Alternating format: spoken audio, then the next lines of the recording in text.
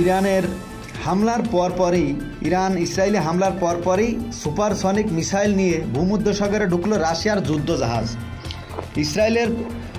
ইরানের প্রতিশোধকমূলক হামলা চালাতে পারে বলে কয়েকদিন ধরে আলোচনা চলছিল। শনিবার রাতে ইসরায়েলকে লক্ষ্য করে ক্ষেপণাস্ত্র ড্রোনের বিশাল ঝাঁকে ছেড়ে ইরানের Islamic revolution guard corps IRGC এসব ক্ষেপণাস্ত্র ও ড্রোন 99% আকাশে ধ্বংস করা হয়েছে বলে দাবি করেছে ইসরায়েলের প্রতিরক্ষা বাহিনী।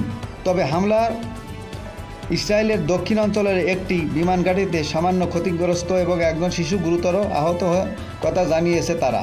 অপরদিকে ইরান বলছে হামলায় ইসরায়েলের ওই বিমান ঘাঁটি ব্যাপকভাবে ক্ষতিগ্রস্ত হয়েছে। সেখান থেকে জঙ্গি বিমান উড়িয়ে 1 এপ্রিল সিরিয়ার রাজধানী দামেস্কে ইরানের কনসুলেটে হামলা চালানো হয়। ওই হামলায় ইরানের জ্যেষ্ঠ কয়েকজন সামরিক কমান্ডার নিহত হয়। এই হত্যাকাণ্ডের বদল নিতেই তারা এই হামলা চালিয়েছে।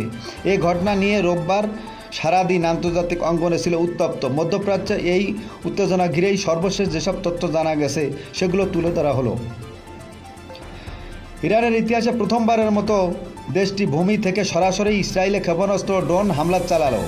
ইসরায়েলের প্রতিরক্ষা বাহিনী বলছে হামলায় 3 শতাধিক ক্ষেপণাস্ত্র ড্রোন ব্যবহার করা হয়েছে। এগুলোর বেশিরভাগই আকাশে ধ্বংস করা হয়েছে বলে জানাচ্ছে ইসরায়েল।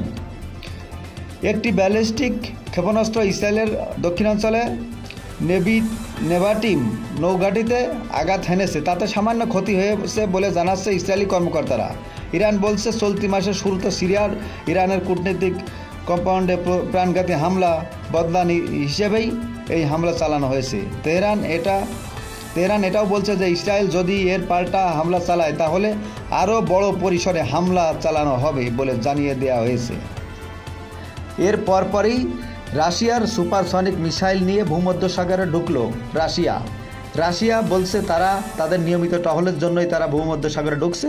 এদিকে এটিকে আমেরিকা এবং ইসরায়েল দেখছে যে ইরানের পক্ষ হয়ে রাশিয়া কি যুদ্ধজাহাজ নিয়ে ঢুকলো নাকি, এ বিষয়ে টেনশন করছে যুক্তরাষ্ট্র এবং রাশিয়া। তাহলে কি এসব নিয়েই দ্বিতীয় বিশ্বযুদ্ধ শুরু হওয়ার একটা সম্ভাবনা দেখছে অনেক নীতিজন। খবর রয়টার্স থেকে আপনাদেরকে শোনালাম। ওকে, ধন্যবাদ। সবাই সাবস্ক্রাইব করে লাইক করে পাশে থাকবেন। আল্লাহ হাফেজ।